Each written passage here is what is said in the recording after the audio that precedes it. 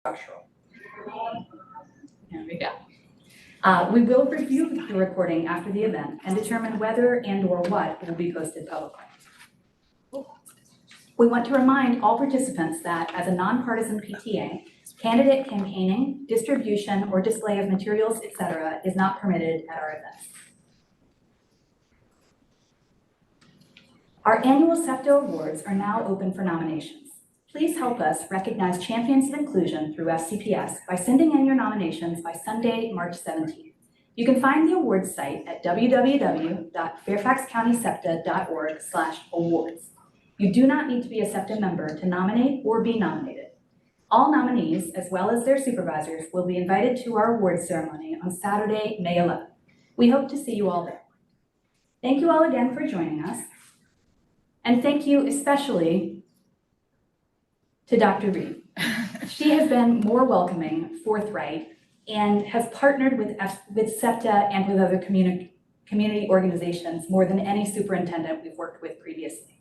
We ask you very hard questions because we must for our children, and we appreciate that you truly listen and hear our concerns. We appreciate that you take our input into consideration and you recognize our expertise on our children. Asking the hard questions is, of course, a necessary step in bringing about change.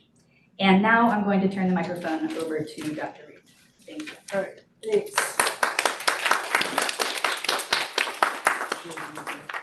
All right, thanks, Lauren. Let me just put this down for a minute. I'm gonna need water probably occasionally this evening. I'm just getting over a bit of a head cold, although I'm not sure if it isn't allergies also. Pollen has been pretty amazing the last few days. So anyhow, thanks team for being here. Leadership is a team sport, and we have a lot of work to do in this area and recognize that we're not where we need to be.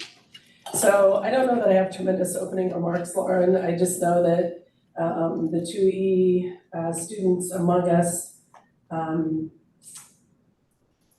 think can be served better. And obviously this evening we'll be listening to, I know the team has made some progress over the course of the year, so I'm going to count on Dr. Presidio to answer some of the more specific team work questions. But I want to make sure we're paying attention this evening to new ideas, questions, concerns, and again, an open dialogue. I will say last year when we met, one of the follow-ups that I had an opportunity to do was to meet with Rich Weinfeld.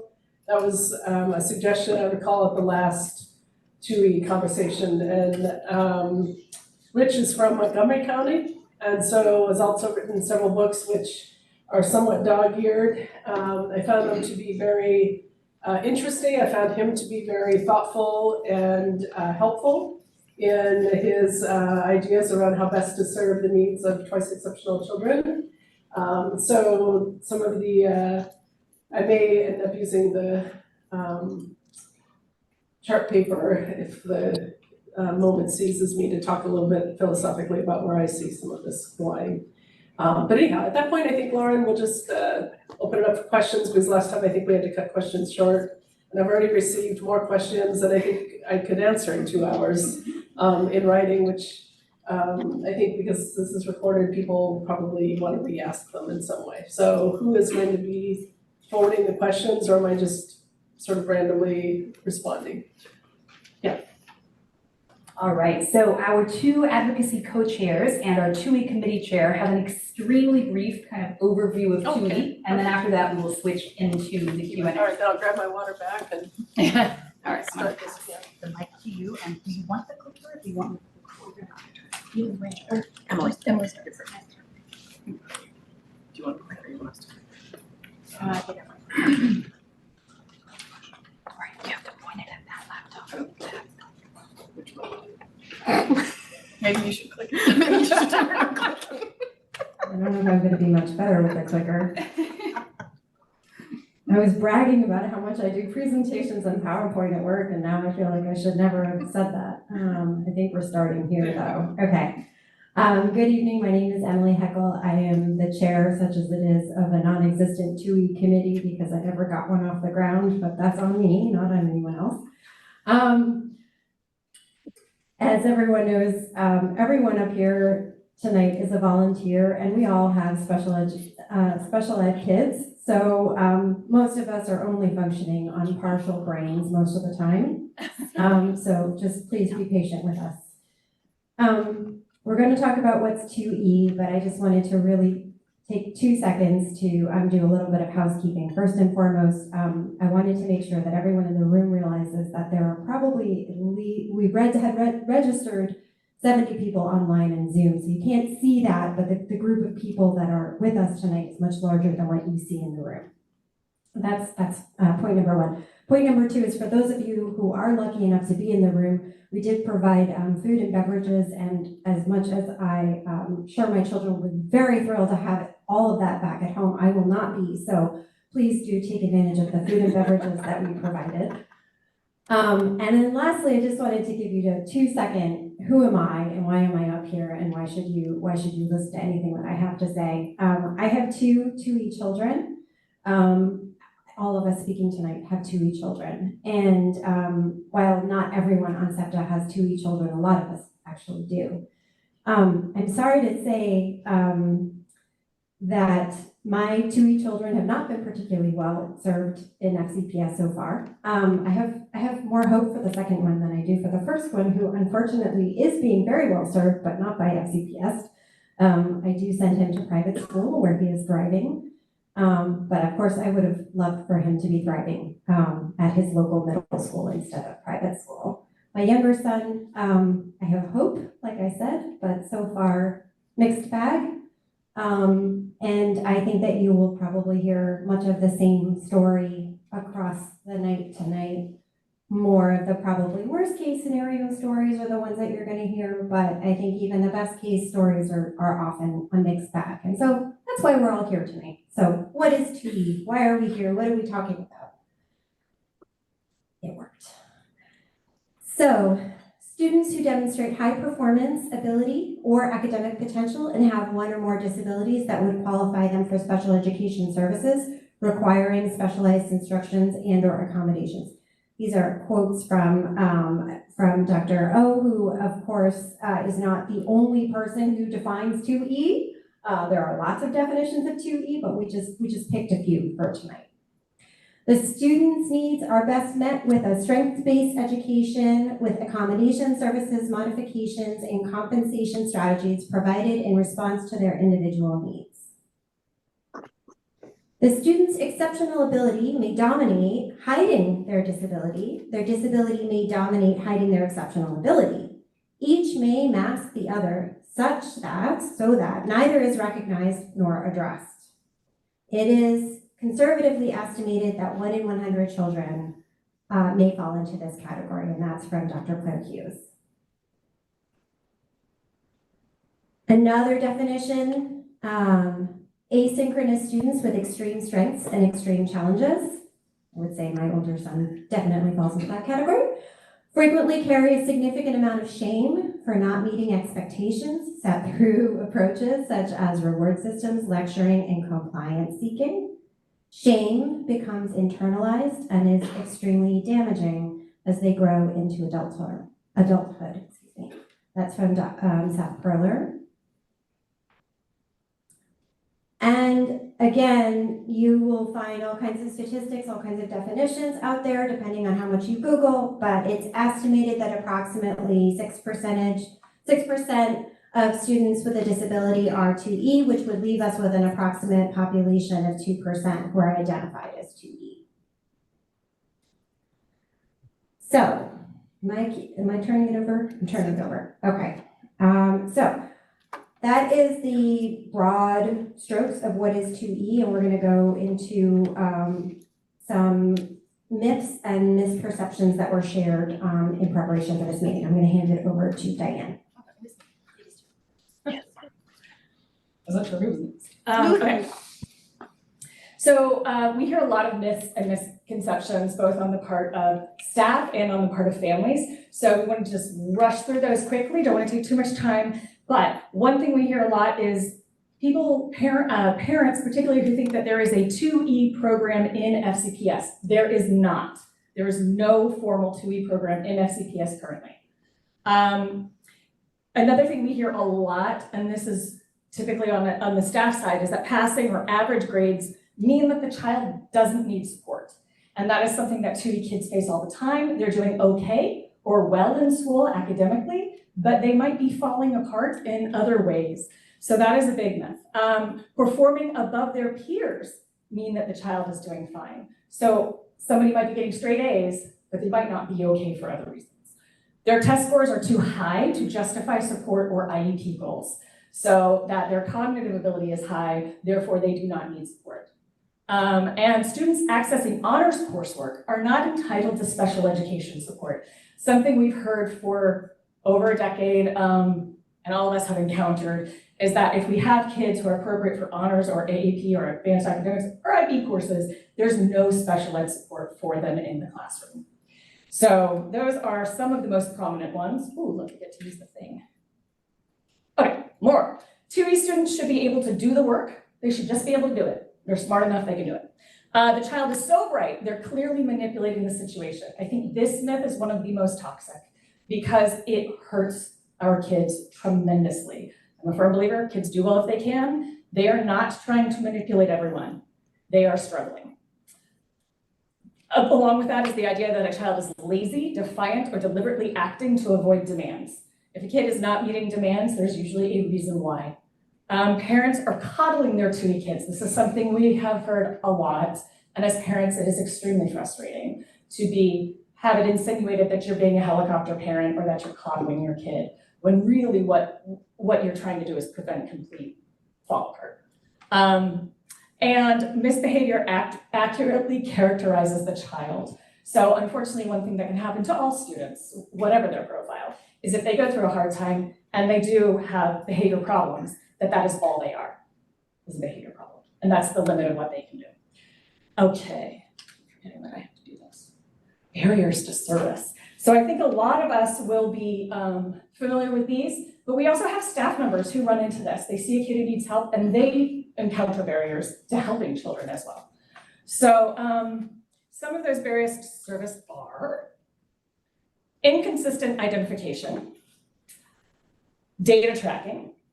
Academic failure is a first model, and what that means is that we look for academic failure before we help the kid. So we wait for them to fail before we give them support. That is hugely problematic for kids, all kids, but especially our 2E kids. And inconsistent school eligibility decisions. So that is a huge issue. Are they eligible for special ed services? One team might say yes, one team might say no. There's no clear guidance. And another issue is, are they eligible for AAP or honors?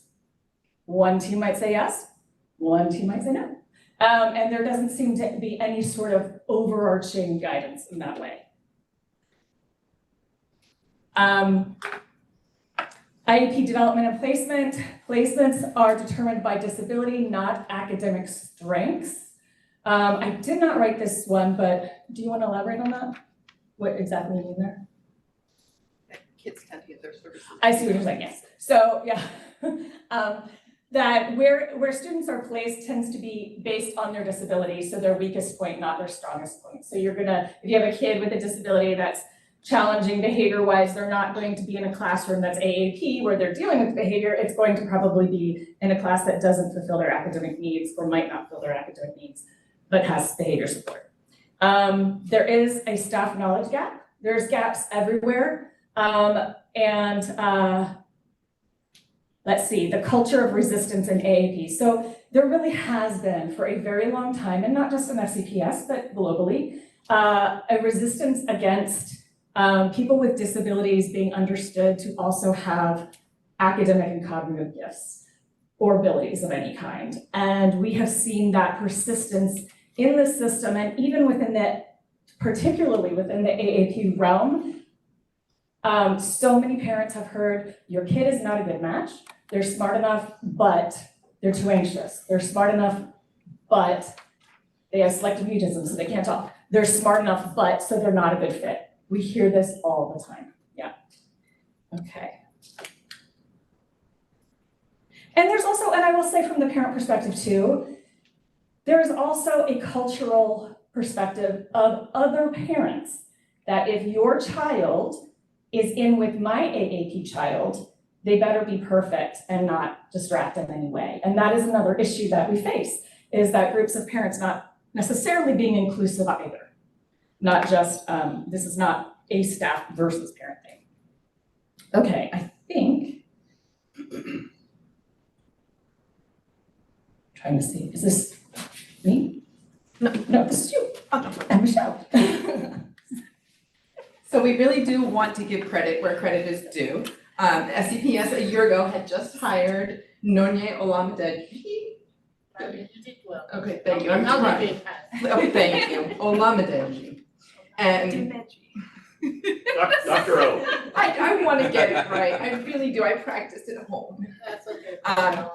And she has done an amazing job of bringing in a lot of changes. So we do want to go through and share some of the actions that have been taken by FCPS. This is a list of studies and data collection that happened prior to this year. We had this slide up last year, but just wanted to show this has been studied a lot by FCPS. All right, so some of you may have heard of Universal Design for Learning, which is universal guidelines to reduce accessibility barriers. This is not an FCPS thing, this is a educational, real world, workplace, everything thing. And FCPS has taken on adoption of UDL guidelines, so that's something they are transitioning to, which we applaud. Dr. Oladimeji is participating in the team designing a lot of professional development for the UDL. And there's a lot of professional development going on with central office and all principals who began getting trained in February, additional central office and school-based staff in March, and all school instructional staff will be trained on UDL in August. In terms of integrated work groups, Dr. Oladimeji sits on the inclusion practices work group. Kristen Maloney, who's the AAP coordinator, sits on the high leverages practices work group. So we are seeing these silos starting to break down. Both of the work groups focus on enacting recommendations from the enhancement plan for students with disabilities, which used to be called SEEP, the Special Education Enhancement Plan, which came about following the AIR review and study.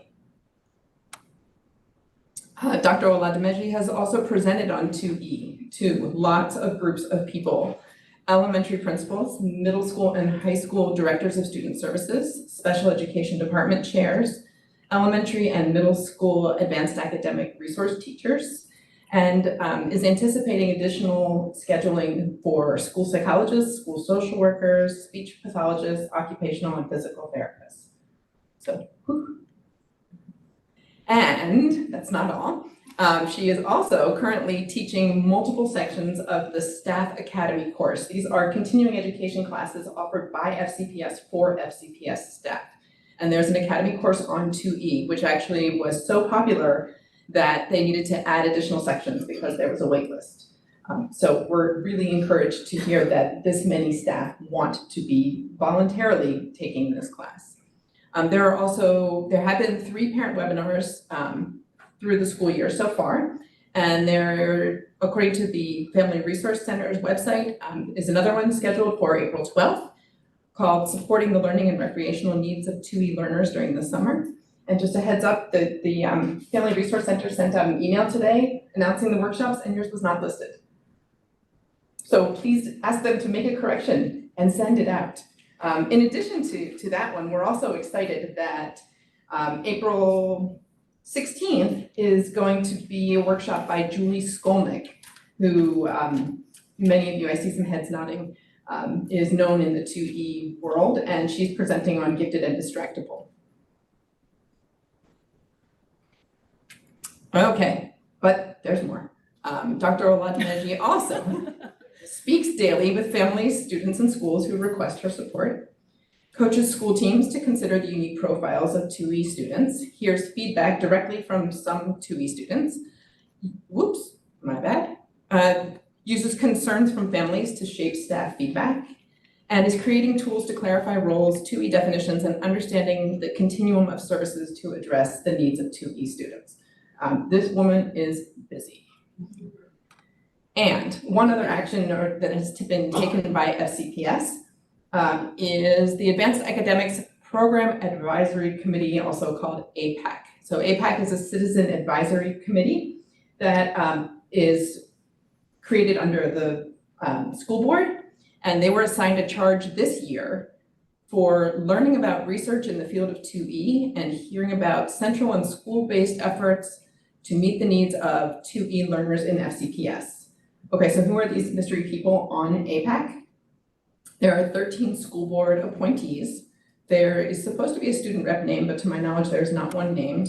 There are 7 organizational reps. Those are not special education organizations. And there are 8 staff reps who also are not special education representatives, because this board is not a special education board. And the APAC will be making recommendations to the school board in June. So there's been a lot going on, probably more than that, but those are some hopefully big highlights. Is there anything glaring on you that if you think of it, let me know. Okay, but hopefully this captures much of the work that you've been doing over the past year. Michelle, can I let you know that we are voting very soon to add a special ed representative to the APAC. And so we've already addressed it. And thank you. Sandy Anderson, school board member, just told us, I'm going to repeat for the mic, that the school board is going to be voting to add, To amend our governance documents to put it in. to amend the government's documents to be sure to include a special education representative on the APAC committee. Yes. Woo, thank you. That's a fun little teaser. Yeah, thank you. All right, so SEPTA actions and concerns.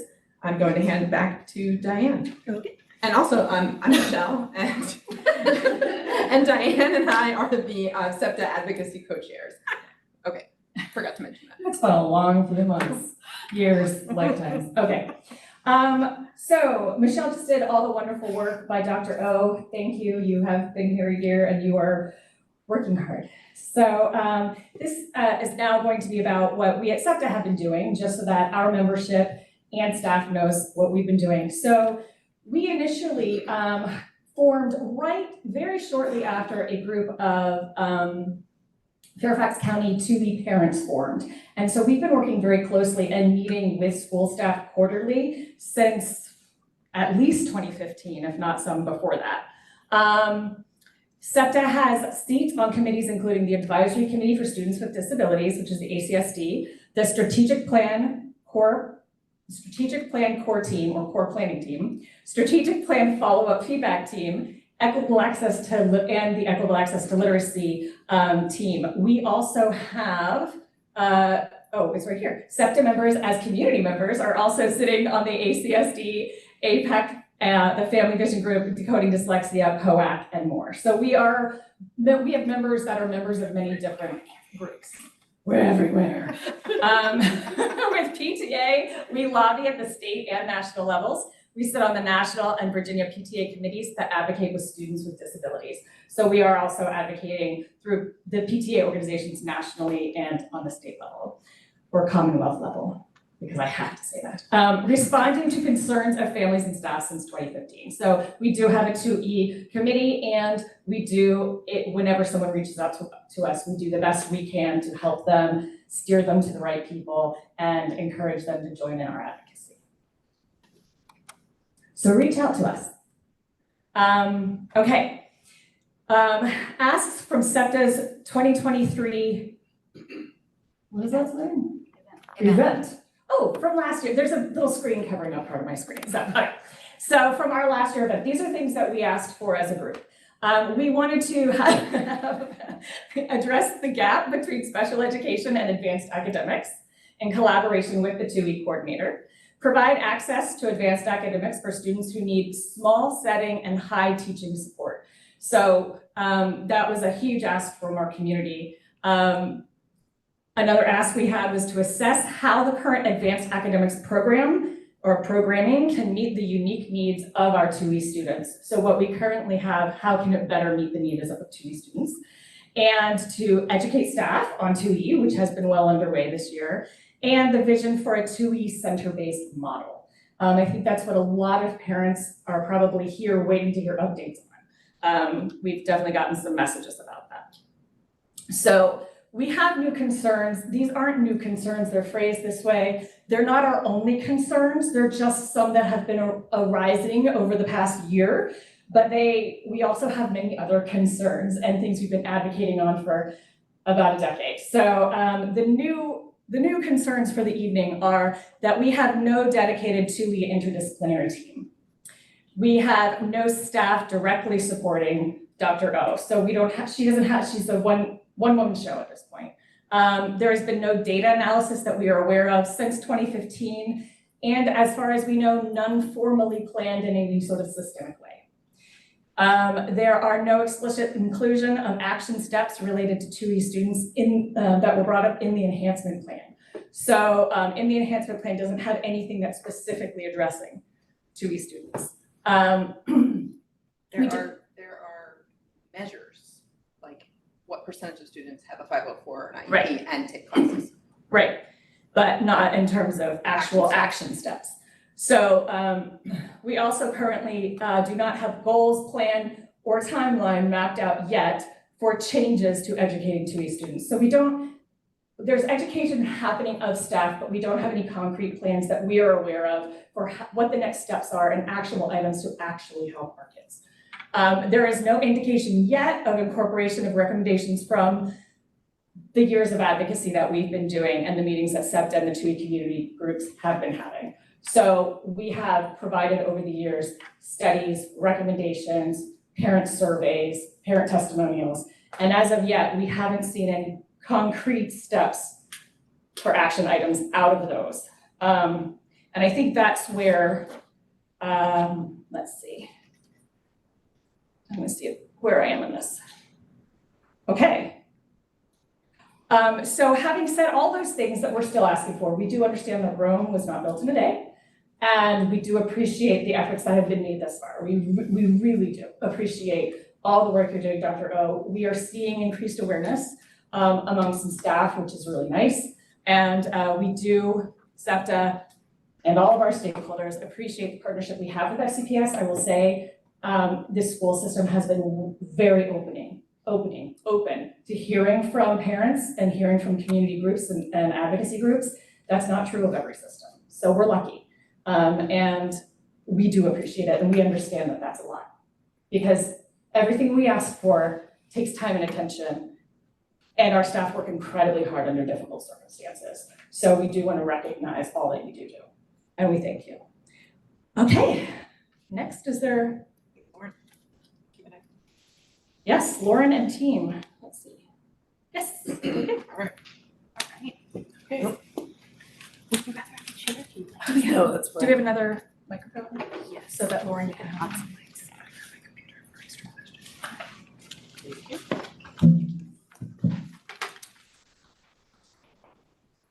All right. So we got dozens and dozens of questions. So first, thank you so much to all of our SEPTA members and community members that provided questions to us. We'll certainly not have time to get to all of them. And so what we've done is sort of divided them into sections, and we'll try to cover some things in each of these questions. So I'll start with the existence of a 2E handbook. It's really fantastic that FCPS has a 2E handbook. Many districts do not. However, there are a lot of staff and parents that aren't aware that this document exists. So what is being done to actively promote it so that all school teams and all parents are aware that this exists? So, given the number of questions, I'll try to be minimal in my response rather than overly expansive. So I'm gonna rely on Dr. Presidio in terms of what is being done to make sure the handbook is well out there.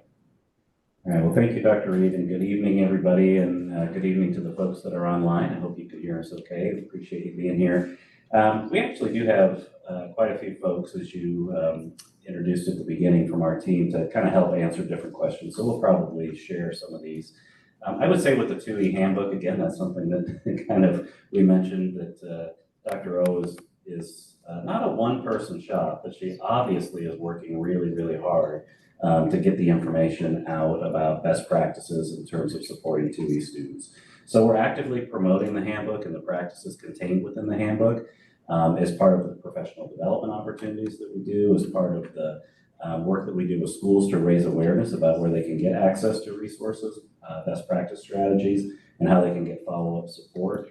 We do have the information available via our website. We've pushed information out publicly to the community that way. But again, I think more than anything, obviously we're trying to answer questions, but we're very open to hearing additional suggestions and recommendations that you have on any of these different topics. So, if there's better strategies about how we could better partner with parents beyond the things that we're doing now and how we can leverage the handbook, we'd love to hear those things. But those are the major ways that we're trying to use that information.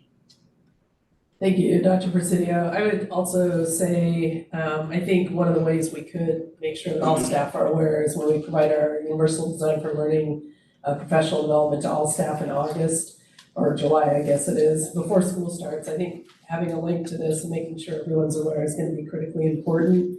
We recently did data and have now determined that 89% of our staff engage with a multilingual learner or a student who is learning English as a second language. That's 89%. So all staff have a need to understand best instructional strategies. And I think the data you provided around our twice exceptional students also necessitate that full staff understanding. So I appreciate the question. I think we can make sure that link is available to all staff this summer. All right, how are classroom teachers being trained to recognize and assist 2E students? Would it be possible for the curriculum and materials from the Staff Academy 2E class or any other 2E related professional development to be made available for parents to see as well?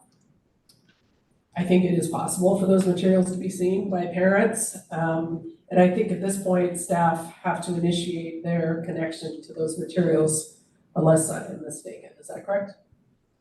Yeah, so most staff. So all departments, when we meet with the middle school specialist, we make sure to remind them that I'm part of the summer curriculum, like I'm reminding them that all 2E kids are present in every school, and so we design our summer curriculum, our further work with the math departments, new standards that we're making sure that we're looking at it with the lens of, which is honestly why UDL was so important, that we're designing learning for all students and making sure that the learning environment was capturing those kids that we've not served in the past, and so that's how we've been doing it now. You're talking about the staff development course and the concept of the staff development course? Academic course? Yeah, teachers can, but just accessing it is not enough. The conversation that happens, like I just came out of that class, 38 people were there from high school through, just the conversation that happens about, in fact, while I was there, a parent broke down, she was a teacher at Oakton and said her own child was 2 years, she felt like she had failed the child. So the conversation and that self-reflection is so critical, not just accessing it and just going through the slide. It doesn't really make a lot of sense to just do that.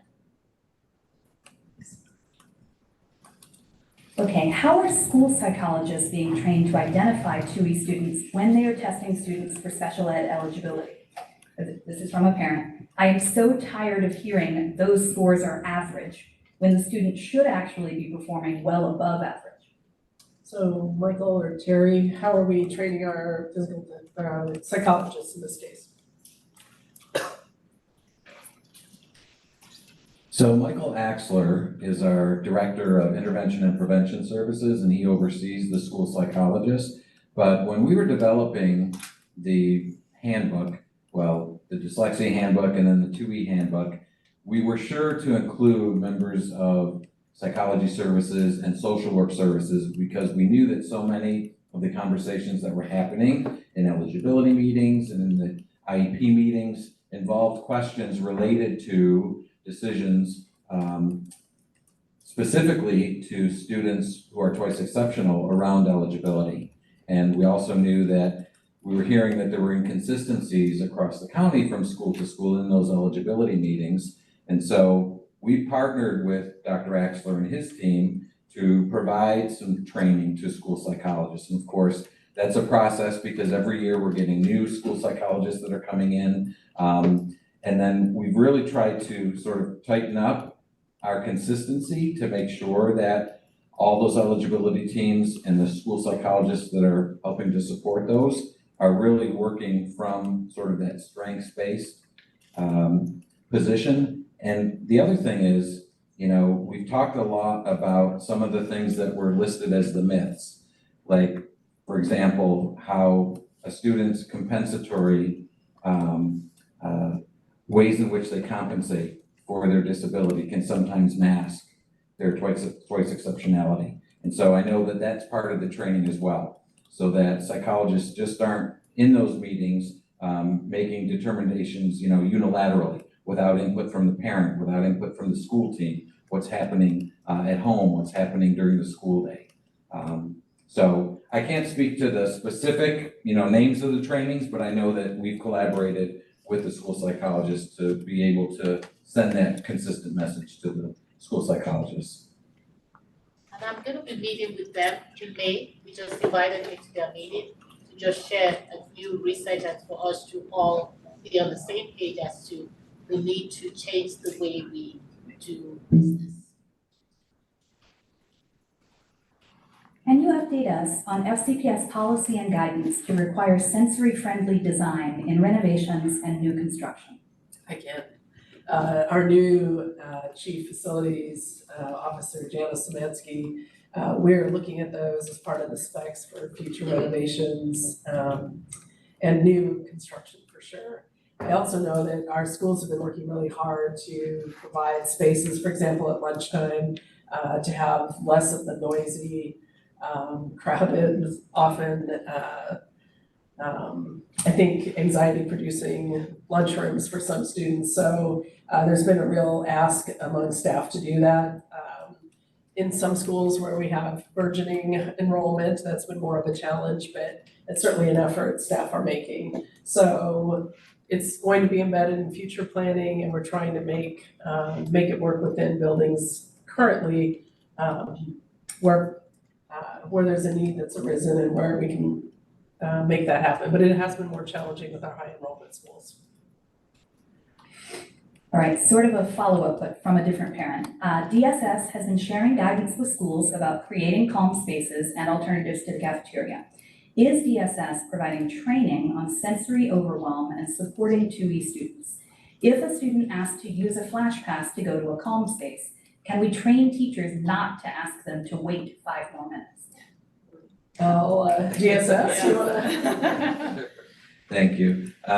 So one exciting thing that we did this fall is we did develop a guidance document for trauma-informed spaces at schools. And we were able to roll that out to our school principals in the fall in the principal briefing. And we also shared that document with all of our special education department chairs in all of our schools.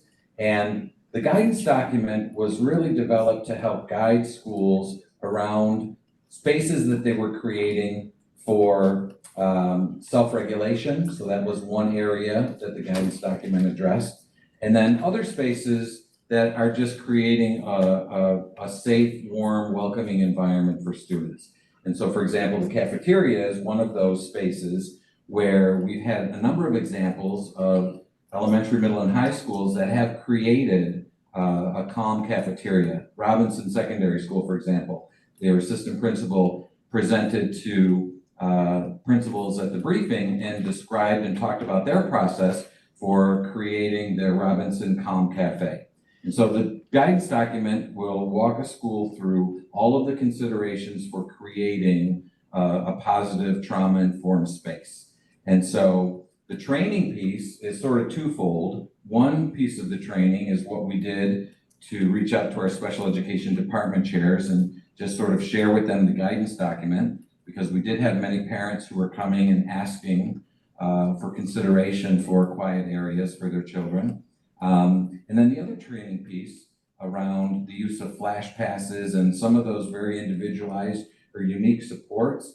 A lot of that happens through our regular supports from central office that we provide to schools. So we do have a number of curriculum resource teachers, behavior intervention teachers, applied behavior analysis coaches that will problem solve, and they'll work with individual IEP teams and school teams around those very individualized supports that are needed, because they do differ from student to student, school to school. So we really try to approach it from sort of a job embedded, shoulder to shoulder training as we're coaching and as we're in classrooms and problem solving, but also the structures that we have to provide some more formalized training to our principals and our department chairs and our teachers. We try to take advantage of those as well.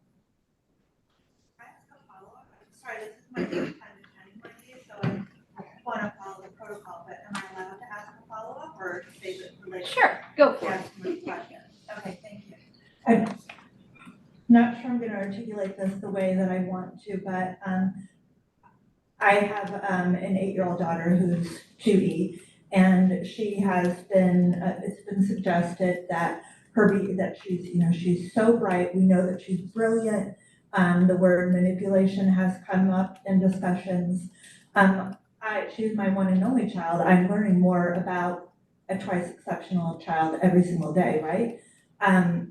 Where I see some gaps and where I guess my question is really, how can I as a parent advocate more for my school specifically? I joined SEPTA, I learned about SEPTA, but related to, so when children like Claudia are dysregulated, which happens every single day, and she ends up crying every single day.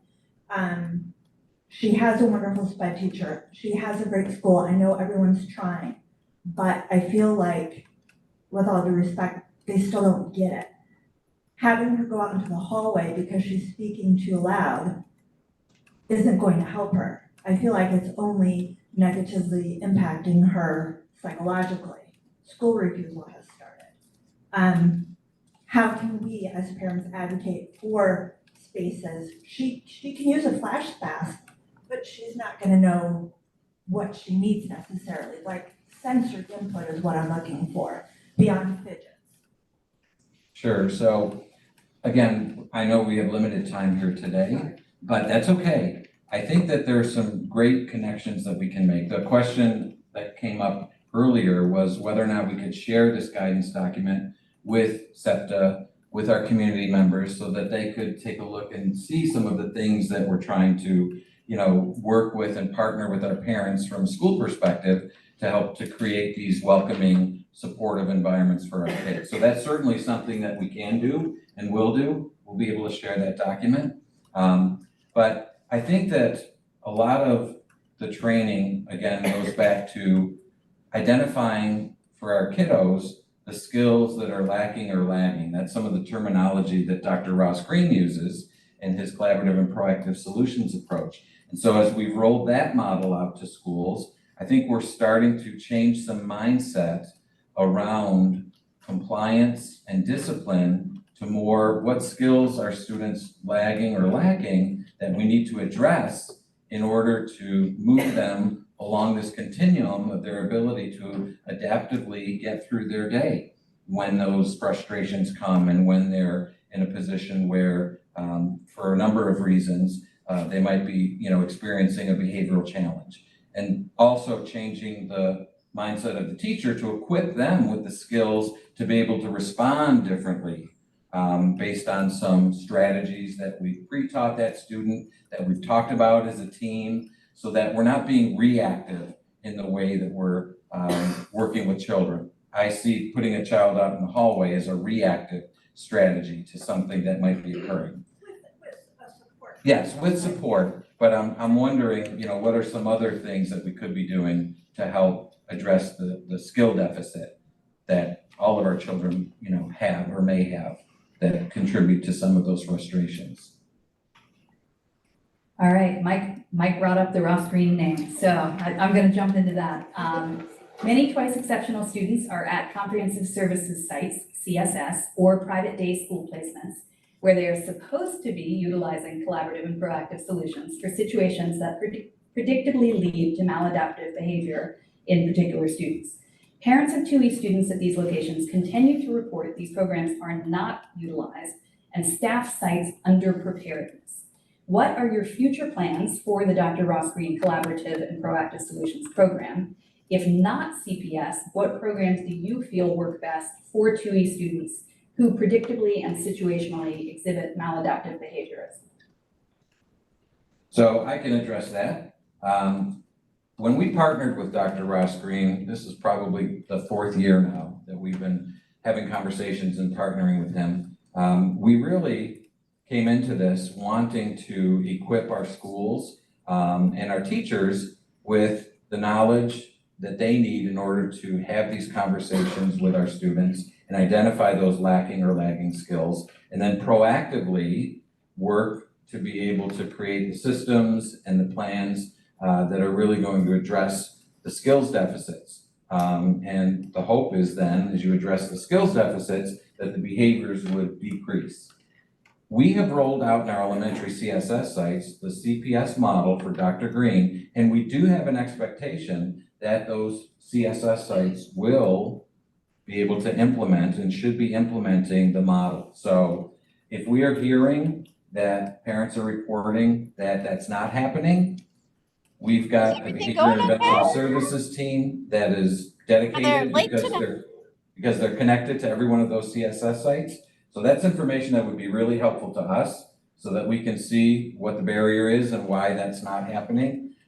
We know we've got new staff coming into those CSS sites every year, but our behavior intervention services team is doing refresher training, follow-up training. They've got some book studies going on with a couple of the CSS sites related to one of Dr. Green's books that he's published. So we do have a lot of positive momentum that's been building. Actually, the number of non-CSS elementary sites who have requested training at their schools have significantly increased this school year over last school year.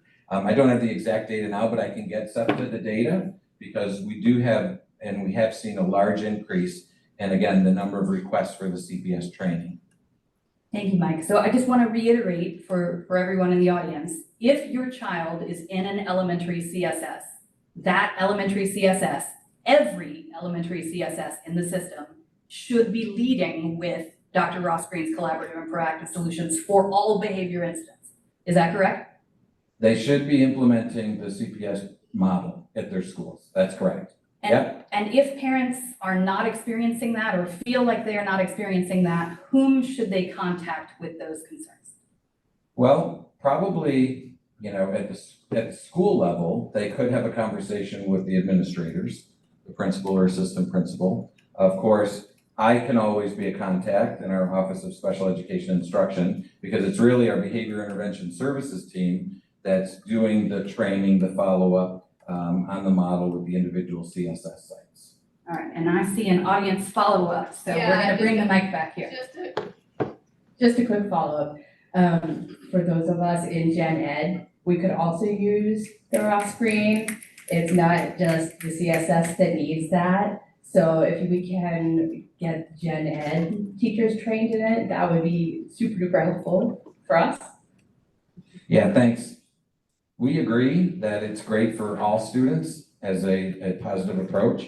And actually the schools that have reached out to us, independent of the CSS sites, they are really interested in implementing school-wide for all kids at their schools. Has there been a plan yet to extend it to middle and high school? I know that's something we spoke about in the past. Yeah, so the middle and high schools have received the initial training from Dr. Green himself the last 2 years, as well as the Berg School, our public day site, and Cedar Lane and Quanda Road. And so right now, the approach for our middle schools is they are using the CPS model as one of many tools that they may have already been utilizing with students that they found successful. In fact, that's what Dr. Green, when he came in, he even said that CPS model was not to replace any of the other tools and resources that are working at schools with students. And so those middle and high school sites for right now are using that as a complementary approach to the other things that they're using with students in those sites. Thank you, Mike. All right, I'm going to give you a break and switch on to other topics. Oh, okay. All right. Regarding AAP identification, are there current initiatives underway to revise the AAP evaluation process, especially the placement referrals, so that discriminatory concepts of gifted behavior are removed from the process or qualified in some way for students with disabilities? It's a great question, and Dr. Presidio pulled together a work team for 2E that I know I met with twice, I think. And I'm not sure if that was part of the scope of that, but maybe you could address that, Dr. Presidio. Not to just pass the microphone, but I am gonna ask Dr. Maloney, if you don't mind, to talk a little bit about the identification process, because we are using that gifted behavior rating scale as just one component to collect additional information or qualitative information and observational information that sometimes doesn't show up when we just look at some of the standardized tests. But if you wanna maybe add a little bit to that. Thank you. So I think, Dr. Reid, you may have been referring to the external program review that we went through. No, there was a 2E committee. Oh, okay, Yeah. okay. Well, to explain a little bit about our identification process, what can often be confusing is that it is a holistic review of a lot of different data points. We did switch, and it was part of the outcome of the external review, that we had been using the gifted behavior rating scale, and we switched to a psychometrically tested scale called the HOPE rating scale that has 11 different characteristics and a lot more range of teachers being able to put their ratings in there. We very strongly talk to teachers about how we're not adding up numbers on this scale. It is a way for teachers to report about different student strengths and how they're standing out compared to their peers. So there's a lot of different characteristics that are listed on there that can describe a very large range of the different ways that students are going to show their exceptionality. That tool itself has a lot of range and possibility within it, and that is one of multiple things that get looked at by the committee. Additionally, when we train folks to serve on the committees, there is a significant part of that training that talks about screening special populations, of which twice exceptional students are a part of that. So when we did that full day training this year, Dr. O was there. She came in and she brought out pieces of like some different student profiles so that they could talk about what can we tell when we see maybe a discrepancy between a work sample and test scores, or students who might have subject-specific strengths and not in others. Do you want to add anything about your training on that? We also talked about kids who would not produce the task, because most of the way we do school is to write. And at that younger level, my child was one of those who was not going to write. So how do you show their intellectual ability? And so even this year, while we're screening, there were some kids who had no work samples, but the teachers were able to scribe and tell us, when I asked this is what they said. And in the past, that wasn't part of the packet, but now we're getting teachers doing more scribing and describing. And parents also have a right to put in IEP, the psychological testing, so we have more data to even when we don't see data, we can see, for example, today, one of the sample teacher wrote, he refused to do the I read it twice, and I just put in the child's ID, and I said, oh, he has an IEP, I'm sure he was done. So, but when you looked at the scores and other things, it showed he had he had the ability to do the work. So we're doing more than we've ever done before, and because of it, it's taking us longer.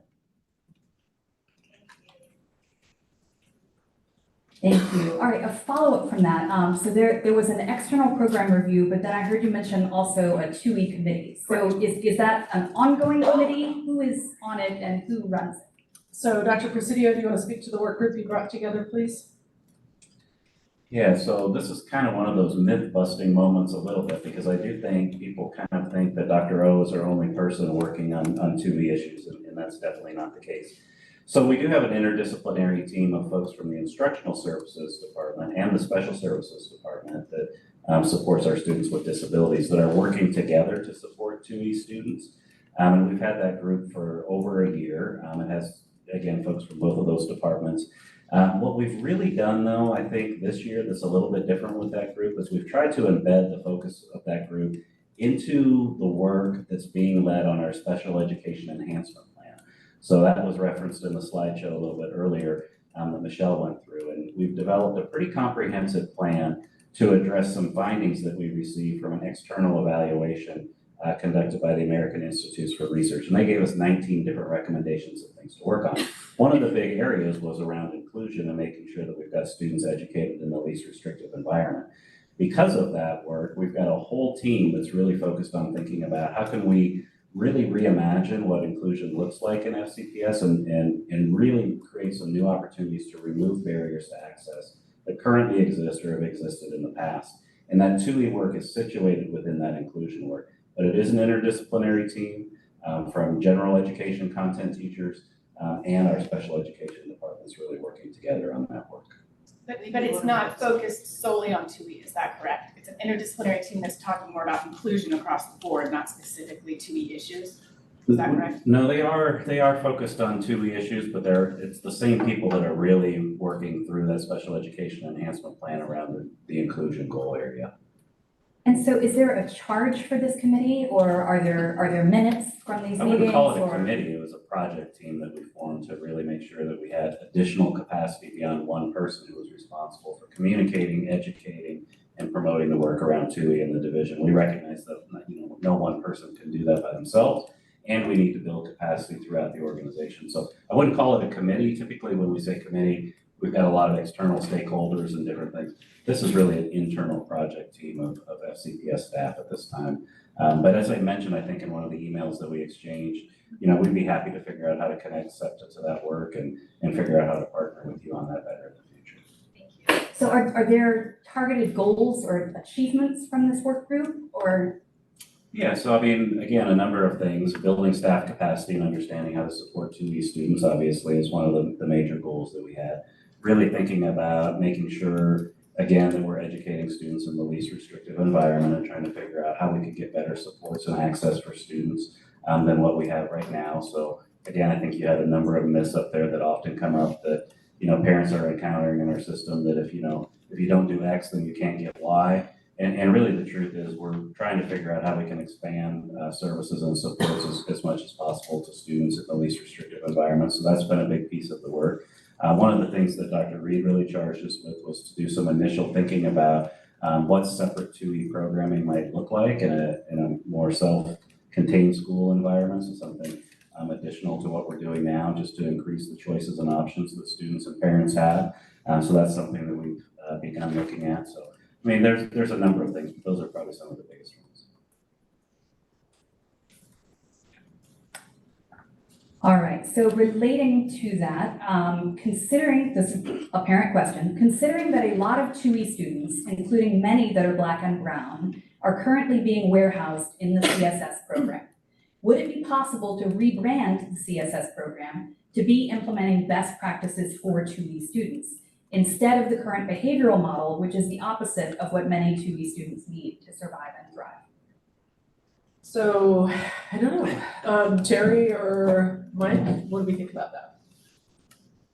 Yeah, we did some discussions about that, and of course, in our program for CSS, it's meeting a lot of different needs, not just 2E. We do have our students who are there, that are placed there for a variety of reasons, as they are placed there based on decisions made at IEP teams to meet their needs, particularly in terms of behavior and those sorts of things. So I think it's really important that in terms of working through the IEP, we identify carefully what our students' needs are, continue to build the capacity of our staff, like we were talking about with the Ross Green model, so that when students are placed there, or if they are there, they're getting what they need.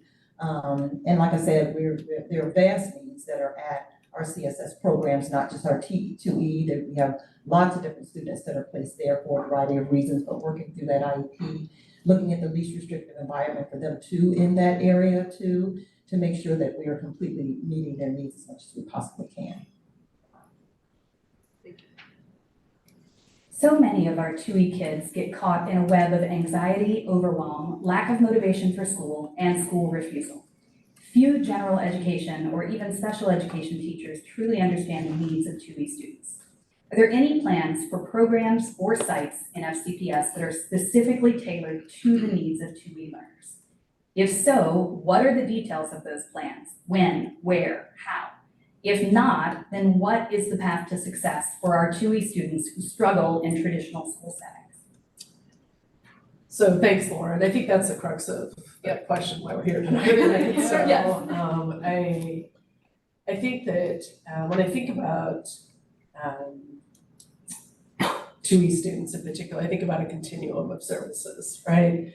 And that continuum of services ranges anywhere from needs being able to be met in a general ed classroom, to what I would consider, and Dr. Presidio is correct, I've asked for, some clear, planning around what we might call a 2E center model. We're currently enrolled at 182,414 students.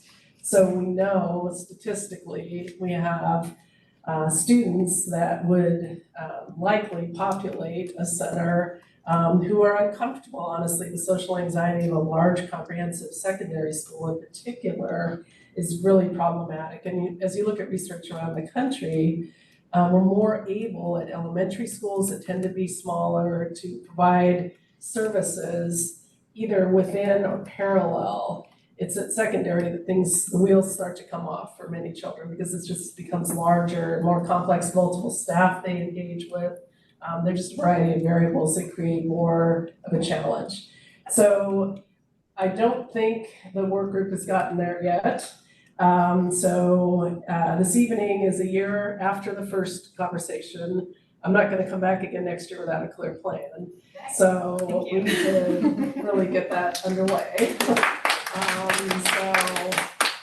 we've got to put a stake in the ground on this. And there are several models we've talked about. And I'll provide more support to the team around that sort of clear target and resource it, right? We need to be really thoughtful.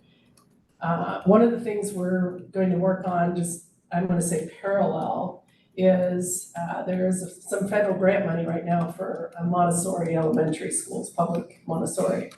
And I know that at the elementary level, that's a model that often is accessible to 2E students in a more inclusive way, just because of the approach to instruction.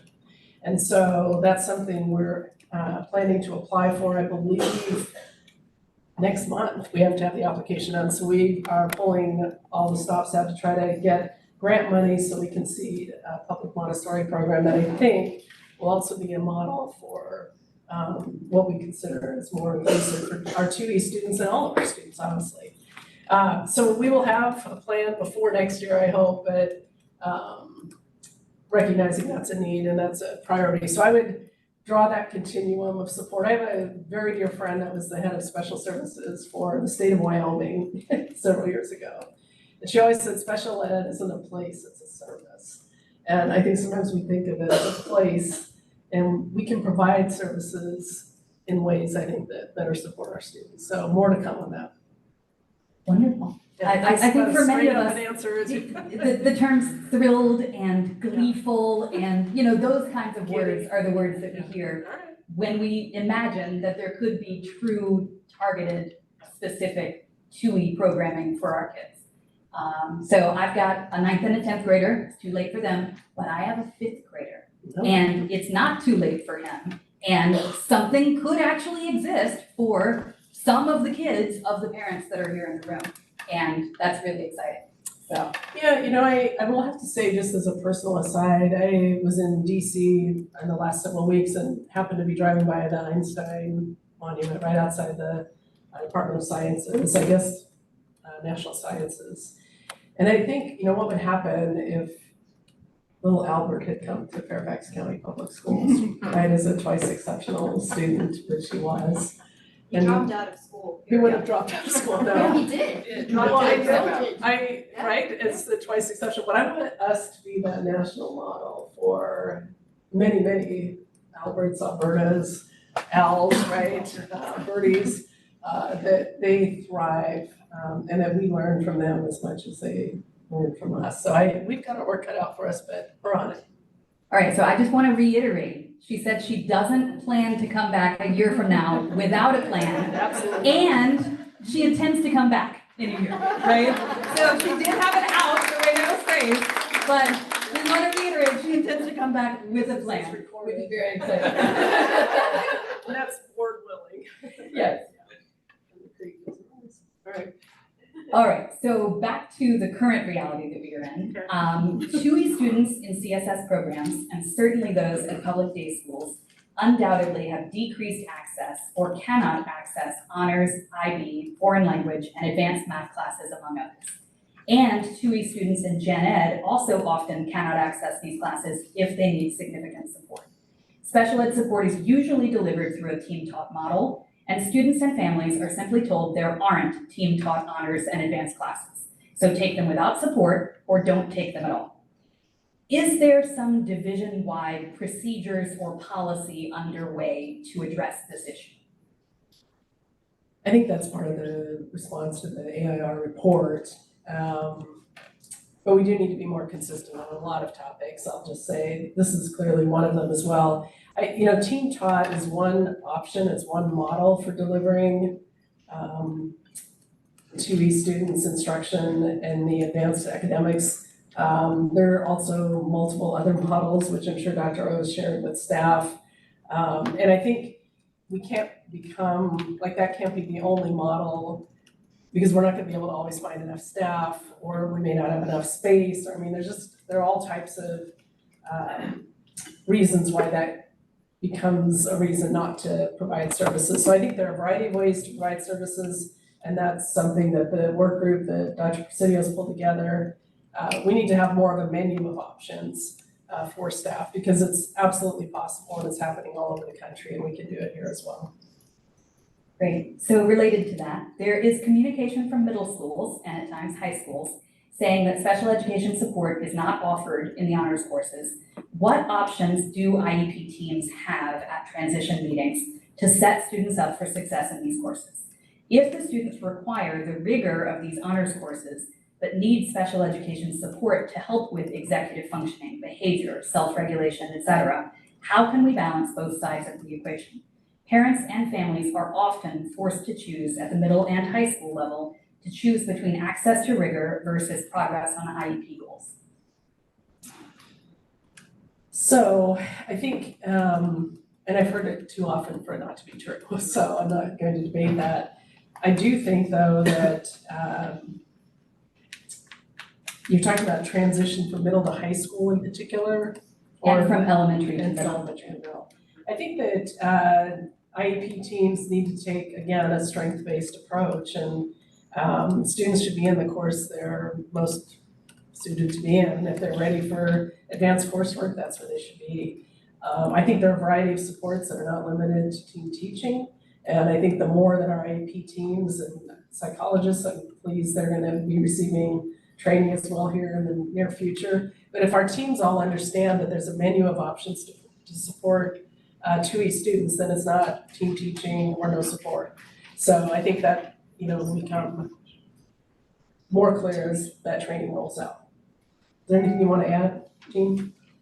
Mike? So I just wanted to add that one of the things that came out as a result of the special education program review in Fairfax County was that at the secondary level, we were very high in the number of students that we were putting into self-contained core content classes. And as a result of that, it really got us thinking about how we work with school teams around their mindset so that we're not defaulting to self-contained core content classes.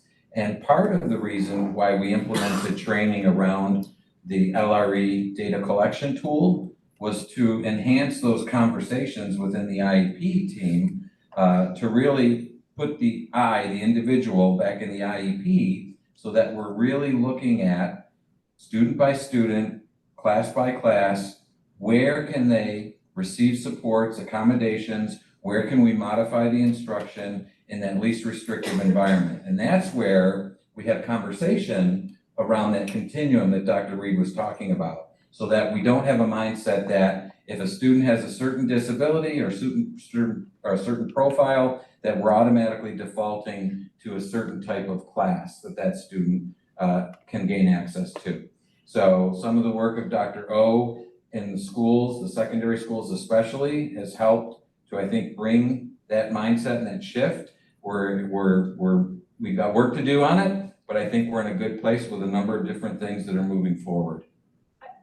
I'm just gonna hop in here though, because sometimes when we focus solely on least restrictive environment, right now, that conversation typically means an environment that does not have special ed support or a large class.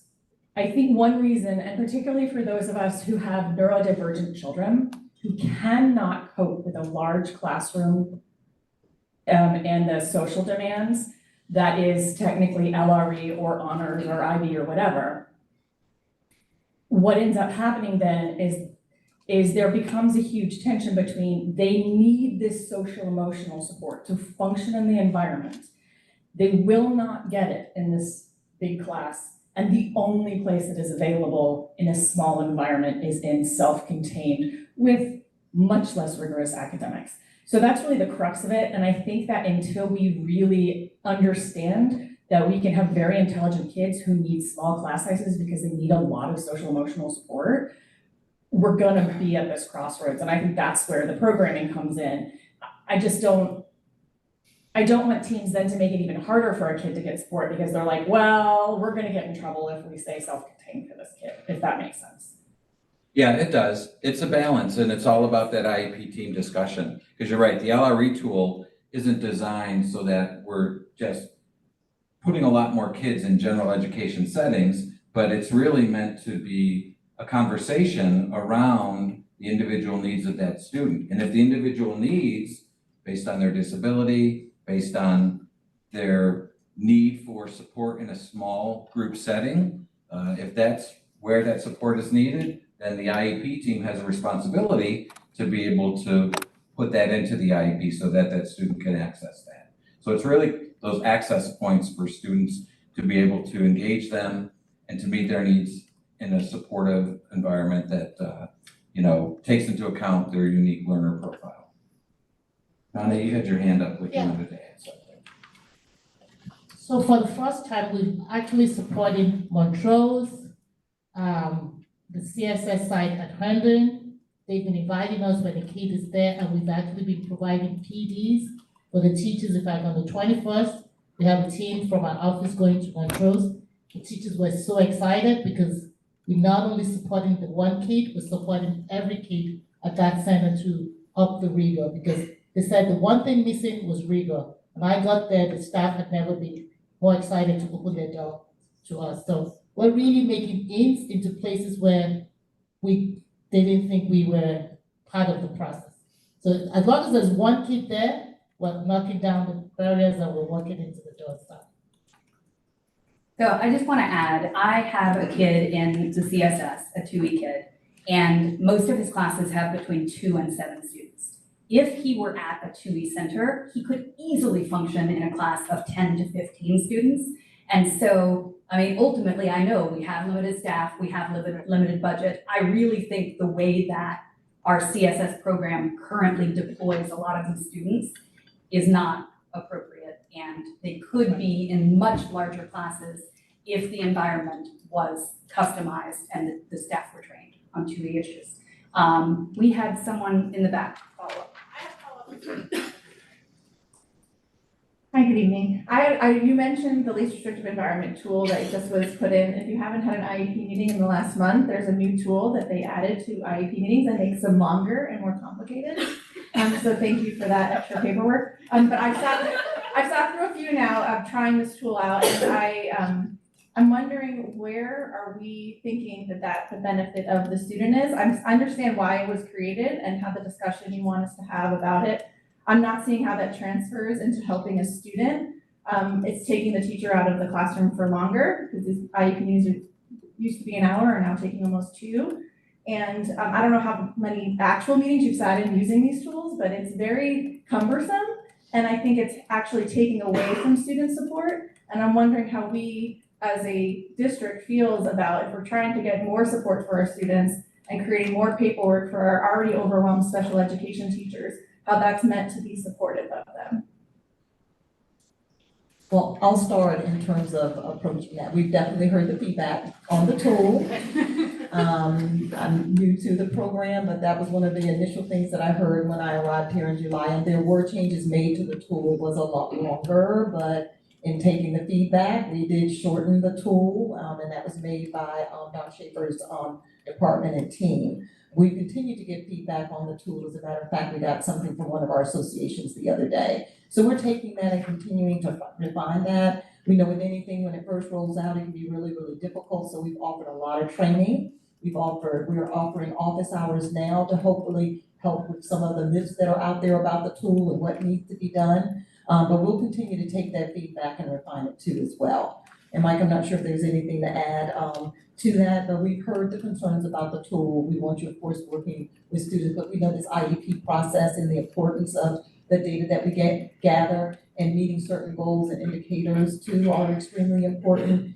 And so that's where it began with, and a good place in terms of being able to know the needs of our students and to have full, robust discussions about their needs and getting that into the IEP. All right, executive functioning. I think all of us who have or have worked with 2E kids know that this is a challenge for a lot of kids. Are there ways that those skills are supposed to be being taught from younger ages explicitly throughout gen ed classrooms? And if not, why not, and could they be?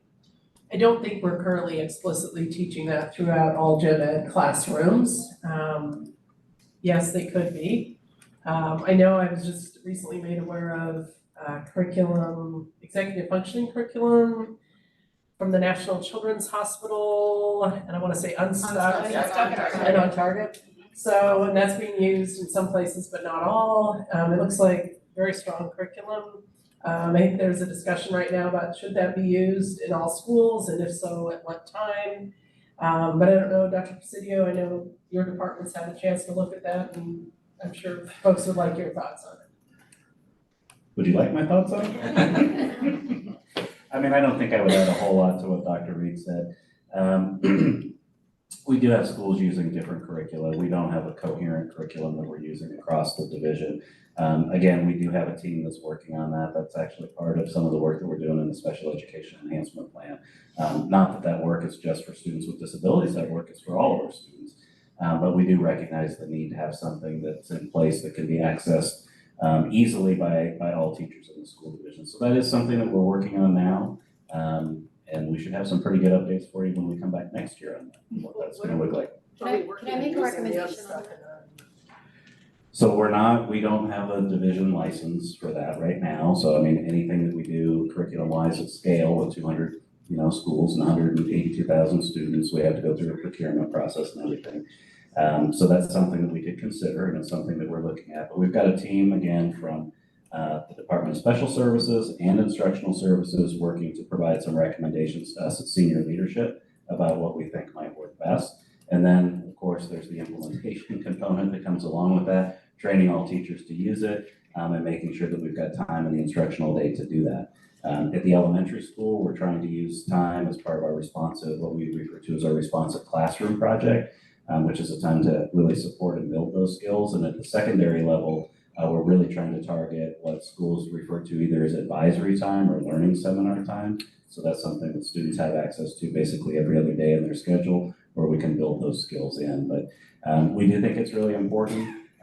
We've got I think a pretty good theoretical framework and evidence base for what that looks like, and in terms of making sure that students have the skills to make responsible decisions, really, thinking about issues like impulse control, all the way up the continuum to developing effective study skills and study strategies and organizational skills. So it's really trying to find the right curriculum or match of curriculum that can provide that comprehensive support system for developing those executive functioning skills.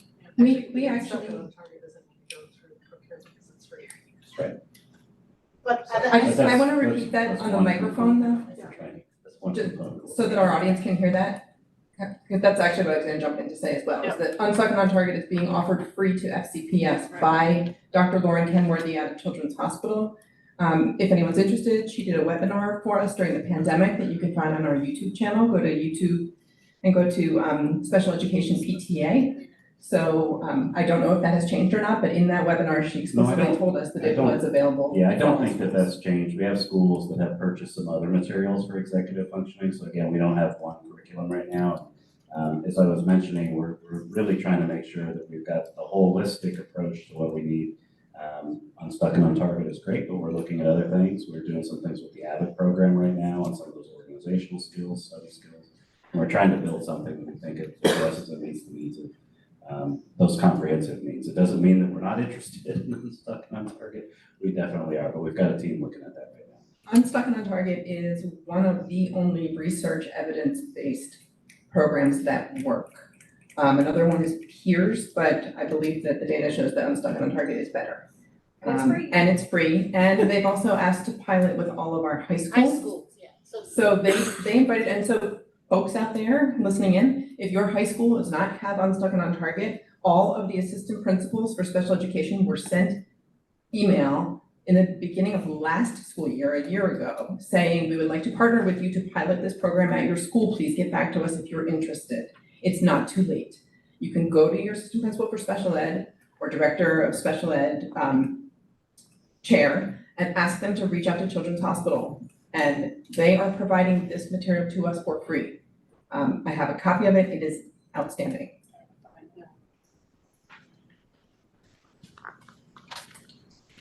I've sent out 4 emails to high schools because there are only 3 high schools that have taken us on the offer. And we've tried several high schools to say, they responded back and said, we're interested, but then nothing happened. So the lady, because my child was actually one of the first guinea pigs, and that's been a long time ago, and she's used it all her life. So it would be nice for the high schools to actually volunteer, because it's based on research. They're not just going to give them the tool without actually going through the studying and finding out how to make it better. So please, please, please, high school teachers and high school principals, please take us on the offer. What is that committee that's looking at? Doesn't have a name. Oh, what do you say? What is that? It's a team.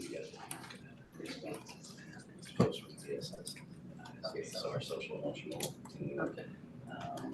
Instruction team, our school counseling team's got folks on. I was just going to offer that there are several private schools that have models that they have successfully deployed in this area that you may want to tour and see what they're doing, because there are children who are taking advantage not just of Unstuck and on Target, but of a more fully integrated model within those schools. And so that could be another resource for you to get ideas as you start to develop this curriculum. The other comment I wanted to make is that a lot of the time that is being spent by elementary children in particular during that, my school calls it what I need time or win time, is on computers, being given either ST Math or whatever program, Lexia, which a lot of 2E students can't stand, and get extremely frustrated by. So I would highly encourage you to take a closer look at that specific block of time in elementary for students to do more social, emotional, and organizational learning, because they certainly need it and they're not getting it. No, thank you, I appreciate that. And I was gonna say, I definitely appreciate that. And any specific recommendations you have on schools to connect with? Yeah, I'm happy to follow. Thank you. All right, so currently, students at the middle and high school level that have executive functioning challenges are often put into strategies for success or personal development classes. The challenge, of course, of that is that it comes at the expense of the limited opportunities for electives. And for many of our 2E students, one of their strengths is an elective. And so they have that direct contradiction between wanting to pursue their interest and their strength and needing to get the support that is in these classes.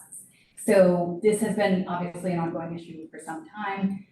What are the groups working on and thinking about as possible other avenues for executive functioning support for these students rather than taking one of their electives? Right, and I mean, I think often the electives are where all children shine, right? It's where they're able to apply some of their core learning. I know the topic that's come up as advisory time is something that's been suggested by a number of parents. which seems logical because it's built in the schedule, it wouldn't cost an elective, and you do need to be explicit and intentional in instruction on any topic. But I don't know if there's a plan moving forward. Do you want to rephrase? You asked if there's a plan to do that? Yes, currently, in order to get executive functioning support, many 2E students have to give up one of their Right. electives, and that's where they're getting their support hours, is in either strategies for success or personal development. And so, is there some other model being explored? Maybe there's a pilot at one or more schools where the 2E kids all get to keep their electives and they get that support in some other way. Well, and Lauren, just to be clear, after sitting in many IEP meetings in secondary schools, It's not just executive function support that they are getting. If kids in secondary school have other high support needs or extensive goals in other areas, even if it's subject specific, they're often being encouraged to go into PD or strats so that they can have a teacher push in at that time rather than into the subject matter classroom. A lot of secondary schools will not push into the subject matter classroom. They will only push into a PD or do pull out during PD or executive function classes.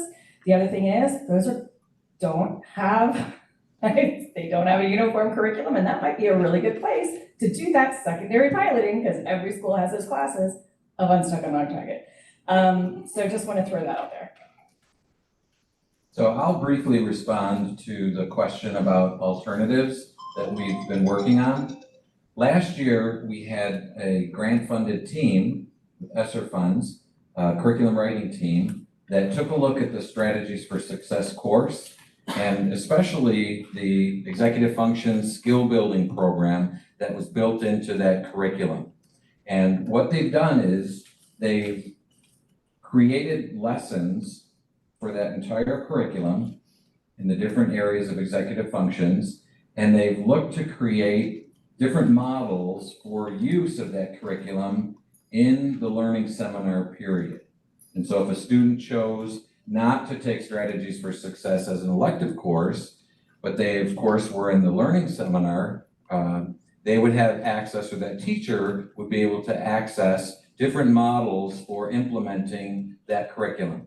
And so we've got examples. We created a Google site with all of the lessons for teachers that include a 6-week model and a 9-week model. And of course, any of the lessons can be picked and used individually according to student needs. So it provides a nice way for schools to be able to start to group kids in the learning seminar, or that advisory time, according to their needs, and then be able to implement some of those strategies, those lessons, that explicit teaching around executive functions, so it frees up an elective of choice for those students. So that's just a little bit of the work that we did last year, and then we're hoping to continue and build that out a little bit more next year. Thank you. All right, shifting a little bit to work awareness and training. My 2E high schooler has straight A's in mostly honors and IB classes, but lags in social communication skills and has never made a single close friend in middle school or high school. He lacks skills necessary for a job interview or to independently pursue employment. Yet he was found ineligible at his last re-eligibility meeting. Had I not known that I could refuse to sign off and have stay put in place for his IEP, he would not have been able to access DARS, Department of Aging and Rehabilitative Services, or other services to help him gain future employment skills. What do you see is FCPS's responsibility to our 2E students beyond success in high school classes? I think it's the same responsibility for each and every one of our students to have that success. So is the question transitioning out of high school to access the transition to 22 services being available for 2E students? Is that the question? Well, I think there's sort of two questions here. Kind of number one, what is the high school's responsibility to the 2E student in identifying that these other services are needed? Okay. And number two, what is the work awareness and training team doing to support all of these students? So where does the working awareness team sit? Does that sit in DSS or Noelle, are you gonna take that one? I was summarizing my notes, I'm sorry, can you rephrase it? I apologize. Sure. So it's a question about FCPS students graduating from high school. And they may be doing very well in all of their academic classes, but from a work awareness and preparation standpoint, they're not there. They don't have the interview skills, they don't have the work skills. And if you could talk just more kind of broadly about what the work awareness and transition teams are doing and what you see as each high school's obligation to its students to prepare them for success in the real world. Laura, before Noelle answers that, I just want to give a little bit more context. Usually our WAT classes and employment for whatever ETIF or whatever the acronym is classes are geared towards kids with intellectual disabilities and I don't know the right terminology, but lower ability jobs. So things like being custodians, bagging groceries, things like that. We have a bunch of 2E kids, especially our neurodiverse kids, who need work training in terms of interviewing to go in and maybe get a technology job or some other kind of job. Not that one job is better than the other, but the skills are totally different. And so what often happens, and I have one of these kiddos, very actively bright, but needed those skills and was told over and over, that class really isn't appropriate for you, you're gonna be so frustrated. And they spend a month and a half writing a resume when he could have gotten me help and done it in a day or two. So it's really about looking at those work training programs and gearing them not just to one low level, but having a continuum there as well. Yeah, I appreciate that, Diane. I appreciate the overall, and I think I agree with Dr. Reid to a large extent. Many of the things you speak of, we want all our students to develop, right? How to write a resume, how to make eye contact during an interview, whatever those, all of those skills are important to all students. And I do, my understanding, and I certainly can follow up, is Diane has characterized sort of our WAT classes correctly. They are really a lot of job training as opposed to career preparation, if I could kind of say it that way. I think that's a niche, and I'm not sure that having listened to this conversation, that 2E parents would think, I would like my child to sign up for a year-long course to learn those skills, because again, that's an elective that we would lose out on. So I think the larger question is how, or you would? I would have. I would. My kid desperately. Okay, so I'm just trying to keep up with the conversation here, so thank you. I was thinking that you were interested in the wide range of elective courses we have and not necessarily signing up for a course. I don't think that we actually have anything that fits that description. I'm sure you all know, and so I'm happy to take that back and look at it as an option. I hear other parents. Why does not one of the, I'm sorry. This doesn't pass the litmus test for me, sorry. That's fine. Why do not one of the computer classes at the high schools not cover this? I mean, resume writing, getting a job, basic interview techniques. I mean, these are core concepts that, quite frankly, should be taught to every high school student. So I'm not sure why we aren't teaching them, but I'm also not sure why we're not covering them by a technology center in classes that Fairfax County touts as being one of the best. So thank you, and I do think that they are part of, we often will see resume writing in English classes. We will see these things throughout our core classes. So I'm not sure, I think it really depends. It really depends on, some people might want a full course on going deeper into career exploration kind of things. But the general kinds of things like writing resumes and preparing for workforce kinds of skills, you would develop through regular kinds of courses in different areas. Not all students take a technology class per se, but so we kind of see those skills sort of embedded across different course options. So to chime in on that as well, we're not talking just skills like resume writing. We're talking kids who have situational mutism, kids who don't make eye contact, and I'm not saying this to encourage us to teach kids to mask and make eye contact, but to teach kids strategies on how they can be engaging in a back and forth conversation with employers. For parents to also know, your child having an IEP is entitled to services to age 22. But if they complete all of the classes that are required for graduation, they will be graduated. So if you think your child needs extra time, for transition services while they're still an SEPS student, you need to plan in advance and withhold one of the mandatory classes for graduation. So for example, there's a class that's called Economics and Personal Finance. That is a class that is commonly held back. So if you think your child is not gonna be ready to graduate and go into the working world, or they're not gonna be ready for college or some kind of vocational training program because of, for example, their social emotional concerns, then you need to consider holding back a class and having your child be a super senior, just like in college, and do that extra time. Now, in terms of taking a class, classes like WAT typically are for students who have cognitive impairment or intellectual disabilities. So there are not good options, but it doesn't mean you can't work with the ETR, the Employment and Transition Resource Person at your school, and talk with them about setting up an internship, a job coaching setup for your child to be going out and getting some real world experience while they are still in high school. But people don't tell parents about this, so we just told you. Lauren has a question right here. Yeah, I actually just want to add to what the point raised earlier about our kids not getting they're often placed in a WAT or career class that's too restrictive for their abilities. So it's just to throw an idea out there, is it possible to do like an academy class for gifted kids? Transition, because this is, I have a high schooler who's 18 years old and we're in the middle of all this. And I can see it's easily a situation where kids from nearby high schools who may need a different level of a WAT class or whatnot. And they are usually better able to commute. They are able, if they can be placed together, because one obstacle we face is numbers, right? The schools don't have enough of these kids who are in a class. But if we can create a class for an area, there may be enough demand for that.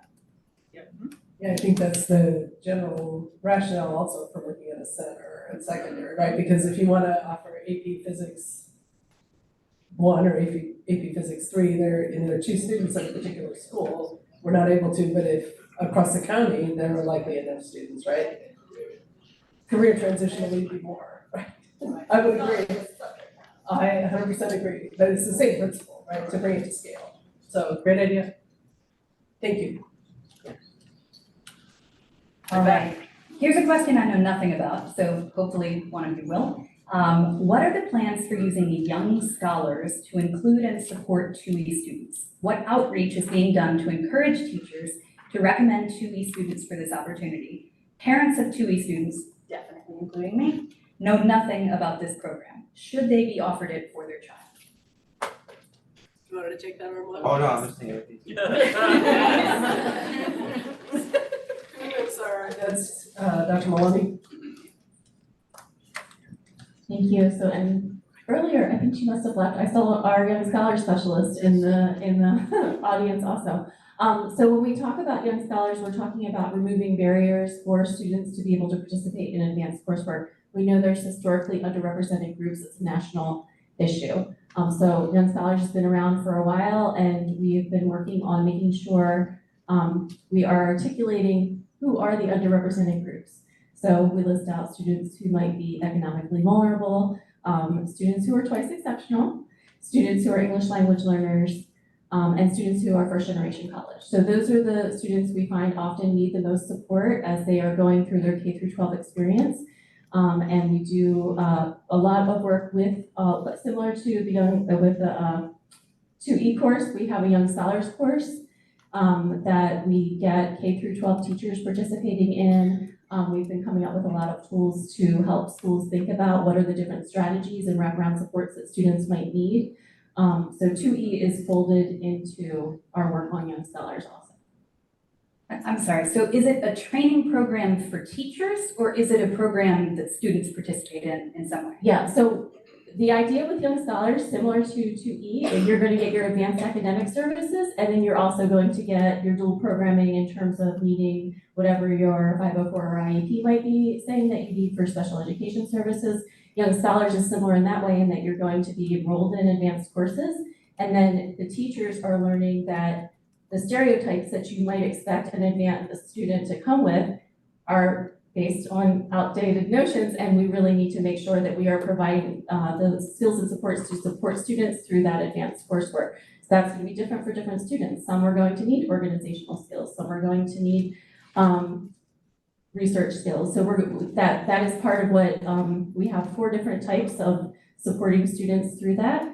I don't know if I can rattle them off the top of my head at 8:45 tonight, but transitional and academic. Do you remember what the other 2 are? Also talent development, so some of those kids have access to even going to the museums, just seeing what's available, because not every kid learns in the classroom, so we do a lot of outdoorsy, they have the technology STEM, but it's truly how do we wrap our arms around these kids to provide them with the talents they need to develop in order to access those, not only accessing the honors classes, but actually being successful in those classes. So we work with the kids, but we also work with the teachers. Thank you. So is it a K through 12 program? And how are students identified for this program? So students are identified for the advanced academic service. So when we look through the portfolio and we see the potential, we say the student is going to get the services that they're identified for. And then the Young Scholars portion is looking at, are there barriers that the student might need support with as they go through their K through 12 time that we need to make sure that teachers are paying attention to. And the Young Scholars get a code in the student information system so that as they transition from grade level to grade level or elementary to middle to high, that any teacher who's working with that student can see, oh, this is a student who's been identified for advanced academics and the school has said may need some additional supports. One of the things that Ms. Kwan, who was here earlier, is working on is trying to document which supports are working with which students to make that something that travels with the student instead of it just being a generic term. Is it in addition to IEP services, so they would have? It's outside of special education, so. It sounds like you have to be identified for AAP first. No. No? You identified in kindergarten for No. Young Scholars. So you can do Young Scholars? We don't know So that. we don't know, like I have never once in 17 years in FCPS heard of a kid with a disability who was brought into Young Scholars. Not once. We do have, we have them. We can get the numbers about intersectionality numbers. Yeah, for those, that'd be great because. And so if parents might want to learn more about this and see if their kid might be eligible for this, how do they proceed? Who's their go-to contact for that? So the easy go-to contact at the elementary and middle school level is going to be the advanced academic resource teacher. At the high school level, probably the director of student services, and maybe the IB or advanced or AP coordinator. Directors of student services kind of common across all. Great, thank you. Yeah. Sort of to that point. This has to do with executive functioning, but also the curriculum, we're identifying students for AAP. I have a AAP child in 3rd grade. We're identifying kids, I think, in a better way to have them be in the AAP program, but I don't think the curriculum in the AAP program is welcoming to all the kids we're bringing into the program. Meaning, the curriculum is great if you have high executive functioning skills at this point. I would love, even at a young age, I would love to see the curriculum adapt to the kids that maybe writing a 5-paragraph essay is not going to be their strong point. So I just wanted to add that in as we're identifying different abilities of changing the curriculum to adapt to the students, not the students adapting to the curriculum. That's perfect. Couldn't have said it better myself because that's exactly what we're trying to do when we talk about a student is identified for advanced academics and some will need support to do those things. So how do we scaffold and support them to keep making that growth? All right, I think I'm gonna ask one more question because we are getting a little short on time, and then we can have some closing remarks. All right, this is an aspirational question from a parent. When is the FCPS 2E Center School opening for classes? How much funding has FCPS budgeted for to plan and implement the opening of its first 2E Center School? how we done. Currently, we're looking at a little bit of a budget gap in our budget, proposed budget and the county's transfer and the delegate, the General Assembly's funding. So this year's budget does not include monies for that. When will it open? I think that, give me a little bit of time, but before the end of the school year, I'd like to be able to come with a plan. I want to make sure it's not just aspirational, but actually pragmatic and doable. But I think it's necessary. I think we're also, a number of our students, as they go through the division, I think we've heard a little of that this evening, leave our schools because there's not an option they feel works. So I think if we're able to retain our students in a program that really worked well, I think we would, it's the right thing to do. So stay tuned. Great question, but we're not ready yet. Although I will say this evening has, I think, galvanized that commitment to making sure that we have that done very shortly, a plan. So, and also obviously want to be visiting with our board about such plans. But we do know there's a reasonable amount of space in a variety of buildings here in the county.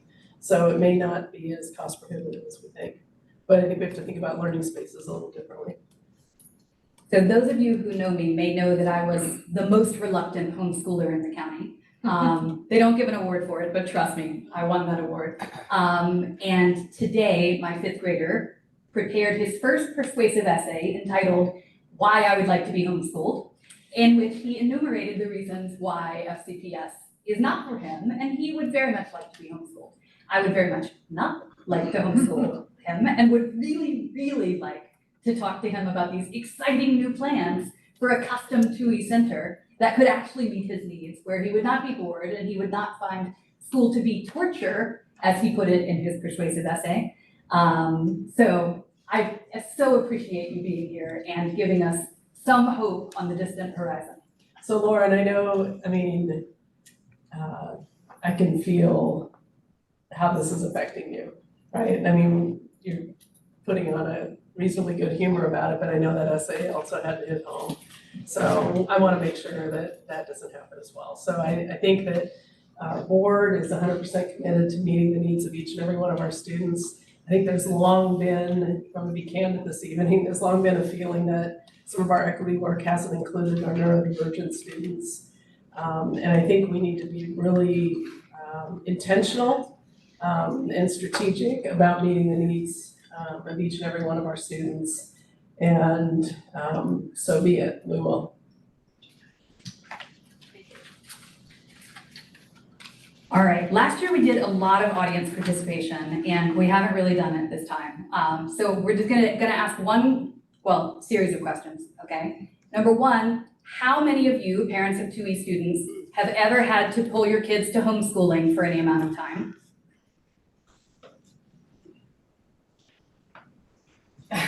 Quite a few hands raised. All right, how many of you have ever had to use homebound services through FCPS for some period of time? Quite a few hands raised. And how many have had students who dropped out and had to get their GED? But we're on track for that. Or feel that you're on track for that. Yes, exactly. So that is why we're here. Ultimately, what we want is for there to be a path through FCPS for all of our kids. And unfortunately, for many of our kids, there just hasn't been a path that was right. And that's been really hard.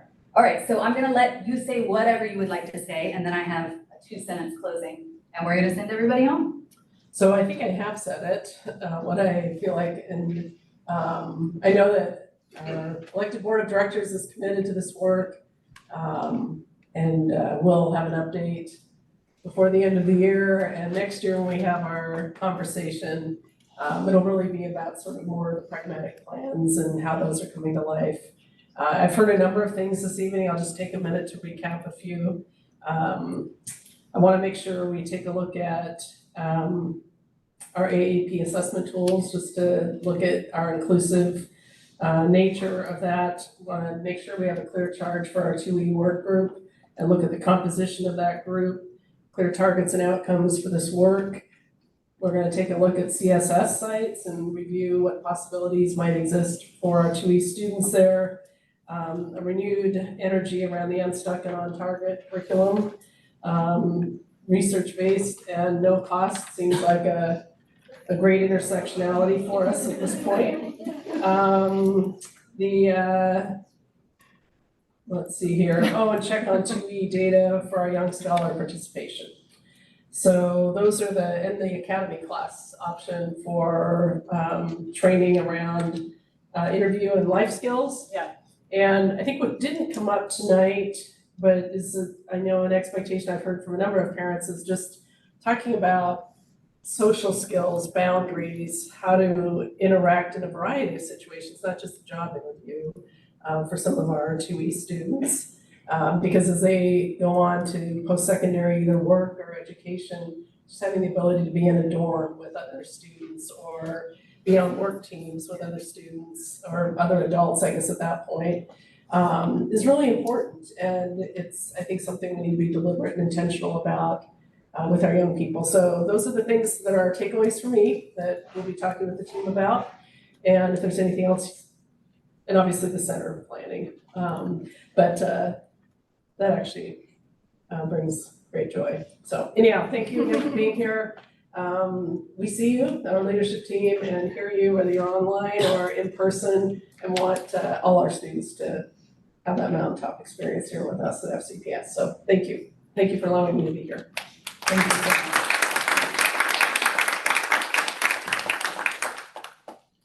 All right, and thank you all again for joining us tonight, and thank you to the wonderful SEPTA volunteers who came out to help with this event. Please remember to get your SEPTA Awards nominations in by Sunday, March 17th. And our next general membership meeting will be held on Tuesday, April 16th, where we will be holding our elections for next year's officers, and where Amanda will preside, not me.